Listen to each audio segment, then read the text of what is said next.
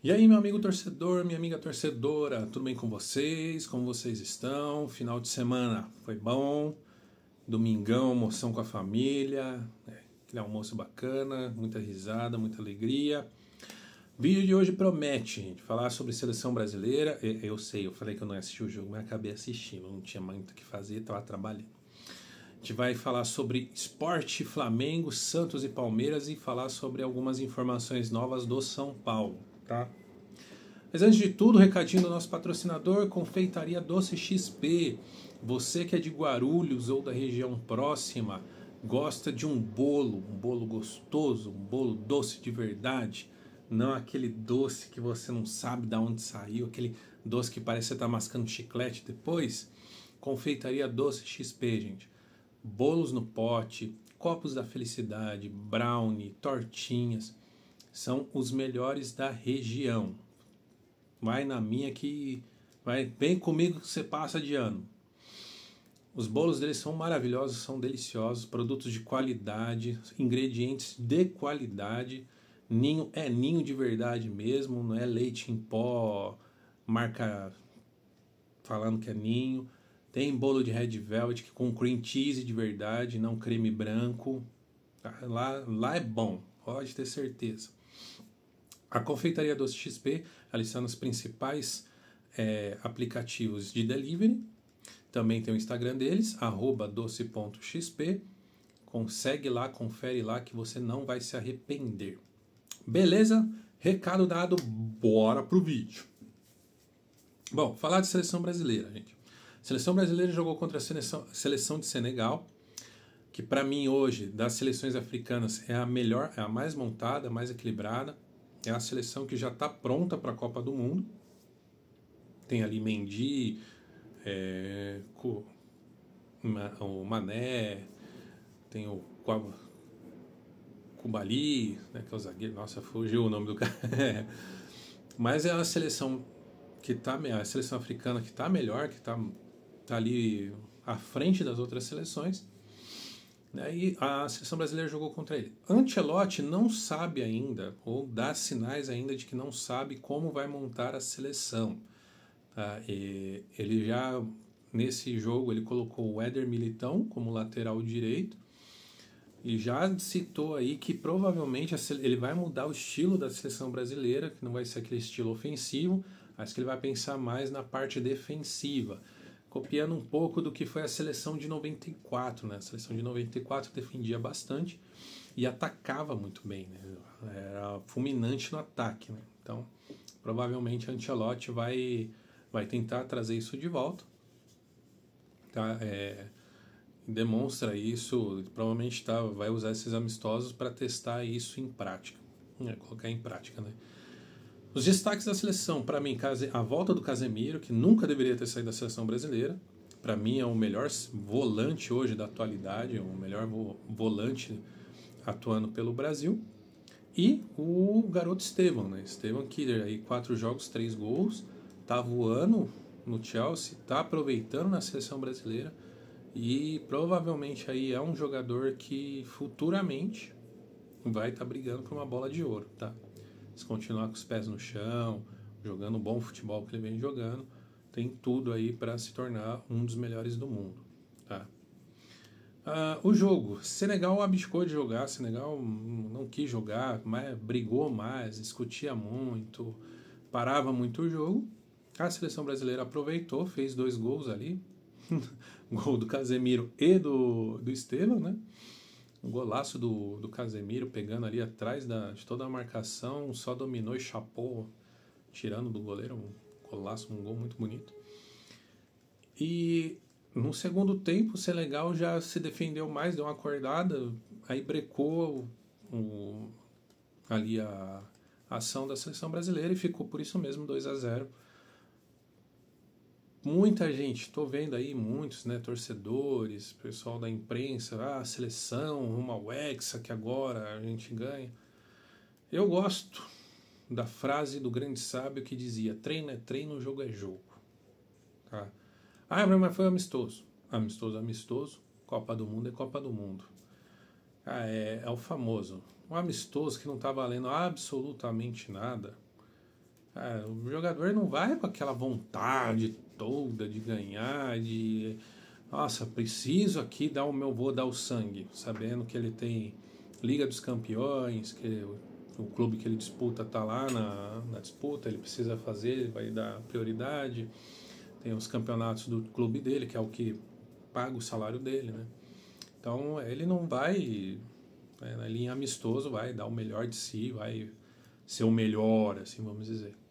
Então, amistoso, assim, eu não vejo muita vantagem em amistoso. Mas, de todo caso, o Brasil ganhou. Tem agora o próximo jogo também contra a Turquia, se eu não me engano. Na quinta-feira. Então, o Brasil joga aí o último amistoso, os jogadores voltam. Terça-feira, né? Terça, que daí tem um jogo na quarta-feira. Mas, assim, é mais do mesmo, tá, gente? Não, essa Copa do Mundo de 2026, eu não acredito que o Brasil seja campeão, tá? O que eu falo, o problema do Brasil não é treinador, é material humano. E eu não estou falando de qualidade de jogar, tá? Eu estou falando de vontade, que são coisas totalmente diferentes. Vinícius Júnior mesmo, que estava cotado como o melhor do mundo até a temporada passada, da tiriça, da preguiça de ver ele jogando na seleção. Não joga nada, é um jogador... Enfim, para mim não vai. Prefiro o Rodrigo jogando do que o Vinícius Júnior, tá? Então, a seleção brasileira para mim não ganha, mas talvez na de 2030, a nova geração que vem, Estevão, o Hendrick, o Alan, e essa nova geração que vem vindo do futebol, talvez aí em 2030 consiga sim trazer o Hexa, tá? Não sei, mas eu vejo mais essa geração de 2030 próxima do Hexa do que essa geração que vai jogar a Copa de 2026, tá? Bom, seleção foi isso. Vamos falar agora jogo de sábado, né? Sport e Fortaleza, Sport e Flamengo e Santos e Palmeiras, né? Que Fortaleza está jogando contra o Atlético Mineiro, tá? Bom, Sport rebaixado, né? Já vinha rebaixado, apesar de muita gente falar, matematicamente ainda não está rebaixado. A situação para o Sport sair da zona de rebaixamento era uma missão impossível, porque não depende só dele, não dependia só dele de ganhar todos os jogos que ele tinha pela frente, mas também dependia dos times que estão acima dele perderem. Então, para mim já estava rebaixado, né? O Sport tem só 2 vitórias no campeonato, 11 empates e o restante de derrotas. Então, 17 pontos somados só. É uma campanha, uma das piores campanhas desde que o Campeonato Brasileiro se tornou pontos corridos, perdendo aí somente para o Náutico e para a Chapecoense, que perdeu todos os jogos no primeiro turno. A Chapecoense não ganhou um jogo no primeiro turno. Então a Sport aí seguindo para a zona de rebaixamento, pensando já na temporada 2026, com muitos problemas, né? Porque não é só o rebaixamento do Sport, mas o atual presidente do Sport renunciou, já informou que só vai ficar até o final de 2025, 2026 o Sport vai estar sem presidente, o vice vai assumir, e aí provavelmente o Sport vai ver se vai fazer uma nova eleição, se o vice fica até o fim do mandato, né? Enfim, então, situação complicadíssima aí para o Sport, não só no futebol, mas na parte administrativa. Sport aí que vem de um tricampeonato pernambucano, o maior... É o time que mais títulos ganhou no Nordeste, né? Situação triste para o Sport. Bom, o jogo, gente. O jogo, primeiro tempo, o grande astro foi o juiz. O juiz, ele adotou uma postura de toda falta, marcar tudo que é falta, qualquer contato, saiu distribuindo amarelo, e nisso o Sport teve 2 jogadores expulsos, né? Tomando o segundo amarelo. O Sport saiu na frente, marcando um gol. O Flamengo fez um primeiro tempo horroroso, primeiro tempo medonho do Flamengo, muito ruim. O gol do Sport foi numa bizarrice. Ayrton Lucas errou, perdeu a bola. Horrível, gente, horrível.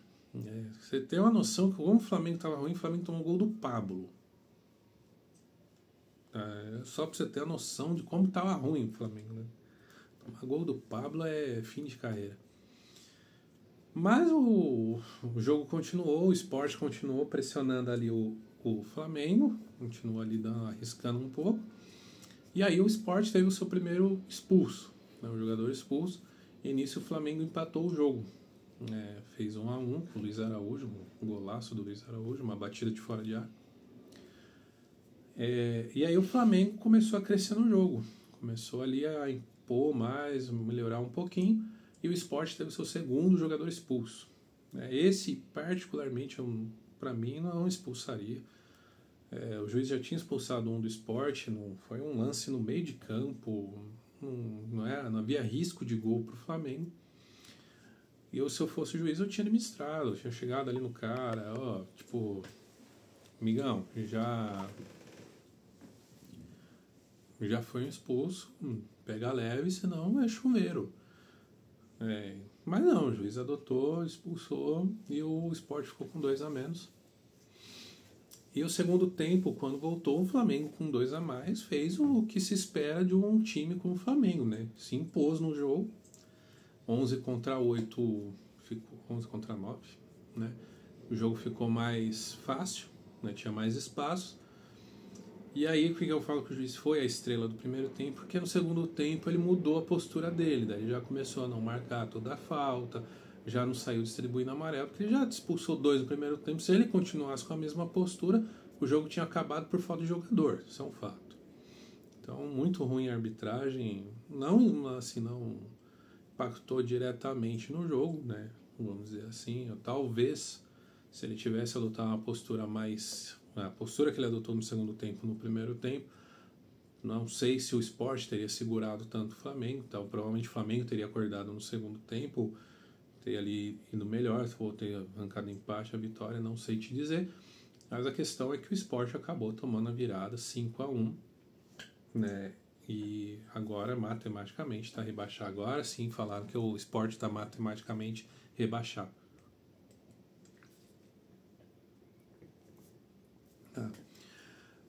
Bom, os pontos aí, o Flamengo estava aí com algum jogador desfalcado, né? Muitos jogadores em suas seleções, né? Arrascaeta na seleção do Uruguai, o Plata, que eu não sei se é uma baixa para o Flamengo ou se é um ganho aí para o Flamengo, né? Porque o Plata está muito ruim, né? Vem aí somando diversos problemas, a diretoria já multou, já deu várias punições aí para o jogador pelas besteiras que ele vem fazendo. Mas o ponto, assim, o Felipe Luiz ainda... Algumas coisas que o Felipe Luiz faz que não dá para entender. Por exemplo, ele sempre priorizar o Michael e não priorizar o Cebolinha. O Cebolinha que vem entrando bem melhor do que o Michael, participando, dando assistência, fazendo gol, participando mais do jogo. E o Michael é aquele jogador que para mim é um bom jogador. Eu gosto do futebol do Michael, mas é aquele jogador que cisca e acaba não fazendo nada, né? Teve um lance no segundo tempo que a bola caiu no pé dele, a bola atravessou a área, ele veio, cara, ele isolou a bola, ele deu um chute, isolou, e ele tinha espaço para dominar, ele tinha espaço para tocar, ele podia ter dominado a bola, colocado a bola no chão, erguido a cabeça, pensado, dado um corte ali para abrir para a perna boa, tentar um chute mais fechado ali, fechando no ângulo para tentar um rebote do goleiro, um escanteio, ou podia ter tocado para a entrada da área, que tinha 2 jogadores do Flamengo livres que poderiam bater de frente, mas ele isolou a bola. Então não dá para entender o porquê que o Felipe Luiz ele prioriza tanto o Michael e deixa o Cebolinha, que tem entrado muito melhor como segunda opção. Então é uma das coisas que incomoda muito o torcedor do Flamengo, essas insistências do Felipe Luiz em jogadores que não estão ali muito bem, não estão entrando bem, e os jogadores que estão entrando bem acabam ficando ali como segunda opção. Tá? Bom, com a vitória o Flamengo assumiu a liderança provisoriamente, né, até então, o jogo do Palmeiras às 9 da noite contra o Santos. Esse jogo, meu amigo, Palmeiras e Santos. Eu vou falar. Acho que nem o santista mais otimista imaginaria uma vitória do Santos. O Santos que conseguiu o gol no finalzinho do jogo, né? O Roleiser que entrou no segundo tempo, ali uma jogada trabalhada e ele conseguiu marcar o gol da vitória do Santos. Um gol importantíssimo para o Santos, porque é importantíssimo porque o Santos sai da zona de rebaixamento, fica um ponto à frente do Vitória e agora só depende dele de manter isso, né? O Santos só precisa agora ganhar. Para ele não depender de ninguém, ele só precisa ganhar. O grande problema é que o próximo jogo do Santos é contra o Mirassol que está em quarto lugar. Mirassol que vem fazendo uma excelente campanha e que ganhou recentemente do Palmeiras, e o Palmeiras com seu time titular. Tá? Venhamos e convenhamos que o Santos ganhou de um Palmeiras com 11 desfalques. A maioria dos jogadores do Palmeiras ali todos estavam em suas seleções, ou no caso do Alan e do eram dois jogadores, o Alan e o outro, eu esqueci o nome dele, que estavam suspensos. Os demais todos estavam em seleções, né? O Vitor Roque, o Gomes, o Piquerez, né? São os principais ali jogadores. Mas o Palmeiras não jogou absolutamente nada, né? O primeiro tempo do Palmeiras também foi horroroso, foi muito ruim. O Santos teve 14 chutes a gol, enquanto o Palmeiras teve só 2 ou 3, se eu não me engano. Então, muito ruim. O Palmeiras vem fazendo partidas muito ruins. O Palmeiras ele tá numa montanha-russa muito grande. Ele faz algumas partidas boas, depois cai, aí perde e depois sobe de novo. Só que num campeonato de pontos corridos você não pode se dar o luxo de perder. Ainda mais na reta final. Agora que não pode perder ponto, ainda perder ponto bobo. Com todo respeito ao Santos, né? Mas querendo ou não, o Palmeiras é mais time que o Santos hoje, mais time que o São Paulo, Palmeiras é mais time que Santos, São Paulo, Corinthians. Aqui, falando dos paulistas, o Palmeiras é disparado o melhor elenco. Tá? Mas em todo caso, o outro ponto, o Neymar jogou o jogo inteiro, né? Terminou o jogo visivelmente cansado, visivelmente exausto, mostrando ali totalmente fora de ritmo, fora de forma, com uma exaustão enorme. Mas o Santos faz a sua parte, faz o seu dever de casa, consegue aí 3 pontos importantíssimos. Tá? Como eu disse, o próximo jogo do Santos é contra o Mirassol, um jogo dificílimo, e depois pega ainda o Internacional ali na briga direto, o Internacional querendo fugir também da zona de rebaixamento. E na última rodada pega o Cruzeiro. Então, sequência difícil para o Santos aí, pegando times brigando ali direto, e no final ainda pegando o Cruzeiro, que está ali em terceiro lugar também, querendo ali garantir a sua vaga na Libertadores. A tabela ficou desse jeito, gente. Primeiro lugar, Flamengo, com 71 pontos. Segundo, Palmeiras, com 68. Então, o Palmeiras aí caindo para segundo lugar, Flamengo ficando em primeiro. E complica a situação, porque agora o Palmeiras não depende só dele de ser campeão, ele depende do Flamengo tropeçar.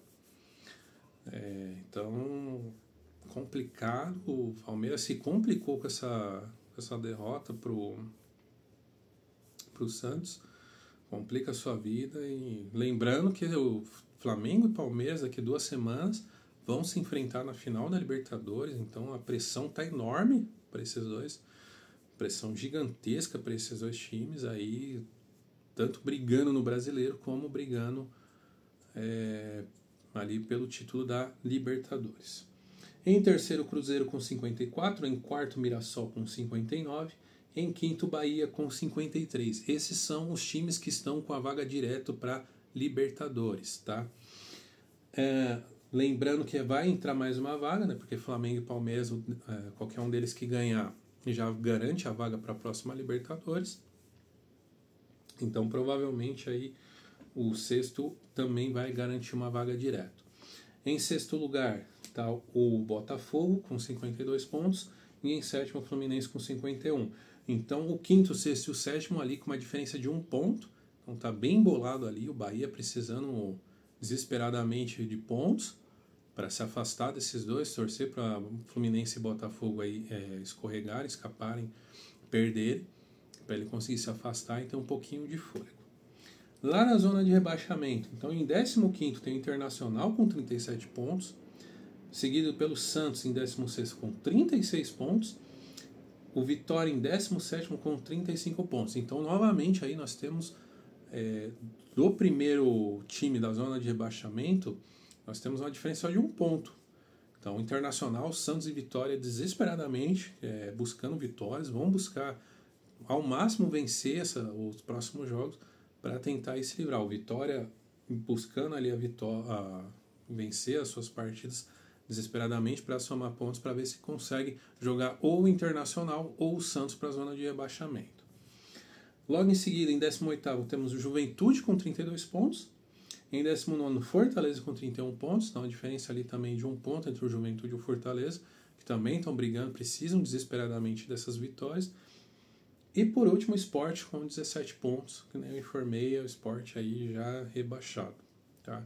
Então, a tabela fica dessa forma. O Brasileirão agora, tirando o jogo de hoje, né, que termina, que é o Atlético Mineiro contra Fortaleza, todos os times agora ficam com todos os jogos certinho, né? Todos estão com a mesma numeração de jogos, então a partir de agora é ponto a ponto, né? Não tem mais aquela coisa, mas time tal tem um jogo a menos, que tem um jogo a mais, então não tem mais isso. Agora o torneio está completamente nivelado. Certo? Bom, falar do São Paulo agora, né? Cara, situação no São Paulo. Tem muita gente falando, é azar, São Paulo tá numa maré de azar, o São Paulo, né, Gente, há muitos anos, né, que eu vejo, por exemplo, né, eu vou falar os canais que eu sigo um pouco assim, falando do São Paulo, mas, por exemplo, o Barolo sempre batendo na mesma tecla do departamento médico. Então não é de hoje que o departamento médico do São Paulo é horroroso, é medonho. Já começou a se declinar no final da gestão do Juvenal. O Juvenal Juvencio, ele falou que o importante não era profissional, era equipamento. E agora o São Paulo não tem nem profissional e nem equipamento. Então, por que eu estou falando isso? Que Marcos Antônio lesionou de novo. Arboleda sentiu lesão, está fora do clássico. Lucas sentiu o mesmo joelho de novo, sentiu lesão no joelho de novo. É dúvida, mas provavelmente está fora do clássico. Enzo Dias operou na Argentina, está fora do clássico. Então, o Oscar, né, passou mal, estava no hospital, recebeu alta, então já está em casa, graças a Deus, com a família. E agora os médicos pediram para ficar em observação, não fazer nada. É aquilo que eu falei, gente, o Oscar provavelmente vai se aposentar. A família está pressionando muito ele a se aposentar. E não acredito que ele continue no futebol. É uma pena, né? Um jogador ser obrigado a parar dessa forma, né? Mas tem que ter orgulho da carreira dele, do que ele fez, do que ele conquistou. E desejo tudo de bom, uma recuperação ótima aí para o Oscar. Tá? Você vê como o São Paulo tá ruim, o pessoal tá até brincando, falando que o Santo Paulo, né, o mascote do São Paulo, torceu o pé e também tá fora. E o pessoal falou que o Crespo foi no departamento médico ver a situação e sentiu a coxa. Os caras não perdoam, velho. Muita brincadeira, muita zoeira. Bom, o São Paulo tinha cancelado, né, tinha pausado as reuniões para a temporada 2026 por conta do Diego Fernandes, que é o empresário, tinha solicitado a respeito de virar SAF. Tá? E o São Paulo também conversou com o banco BTG. Tá? O que as informações, e eu peguei assim, fui pegando informações de gente, pessoas de dentro, jornalista sério, é que o nome do Diego Fernandes perdeu muita força entre os conselheiros, não gostaram ali da apresentação dele, do que foi proposto. Ele, na verdade, ele não propôs nada, não colocou nada como proposta ali, só conversou um pouco, enfim, não trouxe nada coerente. E o banco BTG, né, que é um banco que está crescendo muito, né, um banco um banco online, falou que não precisa de intermediário. Falou que se o São Paulo abrir a oportunidade SAF, o Banco BTG estaria disposto, mas que não precisaria de intermediário, o próprio Banco BTG poderia entrar ali. Então, SAF no São Paulo tão cedo não vai entrar. Tá? Então, mas não tinha lá o Grego que falou que queria... Gente, o negócio do Grego, ele estava querendo só o Cotia. Ele não queria assumir o São Paulo, ele queria comprar só a parte de Cotia. E o São Paulo não aceitou. O São Paulo falou que não vai vender só Cotia para ele, não tem nem cabimento, né? Não faz sentido. Mas o Grego lá também, as negociações esfriaram, porque ele só realmente queria apenas a parte de Cotia. Pode ser que o BTG entre como SAF? Não sei, o conselho está avaliando a possibilidade, né?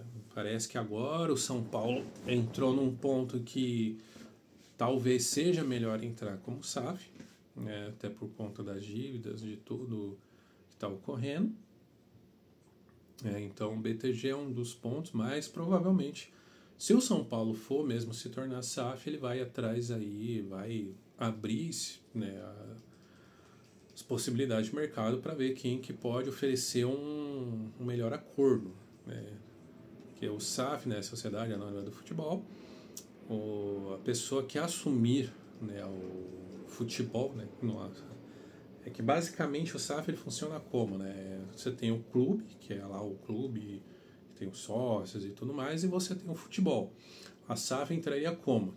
Sai o clube, fica responsável somente pelo futebol.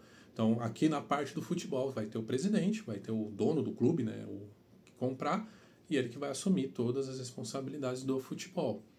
E o clube fica com os conselheiros lá, né, a parte do clube. Só que lembrando que o cara que fizer isso, o São Paulo tem muitas dívidas. Então, não é simplesmente ir lá e comprar o clube, comprar a parte da gestão de futebol, vai ter as dívidas. Então, essa parte o conselho provavelmente não vai abrir mão. Então, quem quiser a parte do futebol vai ter que arcar com as dívidas. Só que você arcando com a dívida, você também acaba diminuindo o valor do clube, né? O valor do futebol. Então, essa negociação aí que vai ser complicado, porque provavelmente os conselheiros não vão querer abrir mão de perder parte ali do futebol. Tá? Bom, pessoal, foi isso. Você é santista, comenta aí o que você achou dessa vitória do Santos, essa importância, a questão do Neymar jogar o tempo inteiro. Palmeirenses aí, comenta aí o que vocês acharam do jogo, né, quem errou, se foi o Abel, se foi os jogadores que não jogaram. Deixa o seu comentário. Sobre a seleção também, o que vocês acharam da vitória da seleção, se vocês também estão achando aí que o Hexa vem ano que vem, se não vem. Então não deixa de comentar aí. Vocês, São Paulino, comenta aí o que você está achando toda essa situação de SAF e mais lesionados. Não deixa de deixar o seu comentário. E não deixe de se inscrever no canal, de deixar o seu like aí. É muito bacana, é legal. Para ajudar o canal a crescer, a se tornar um canal esportivo também. Que a gente sabe que tem muitos aí, né? Se você procurar, você vai achar muitos. Mas eu quero ser só aqui mais um que deixa o torcedor falar, porque o lema do canal aqui é a voz do torcedor merece ser escutada, e a sua voz aqui vai ser escutada. Beleza, meus amigos? Bom, eu volto provavelmente nessa semana. Se acontecer alguma coisa nova, tiver qualquer informação nova, eu venho aqui trazer para vocês, né, as informações. Se não, no meio da semana eu trago o vídeo aí falando um pouquinho do que aconteceu nesse início de semana, o jogo da seleção, né, o segundo jogo amistoso, e quais são as próximas as visões, né, o que pode acontecer nos próximos jogos. Beleza? Muito obrigado para vocês que ficaram até aqui. Aquele abraço. Fui!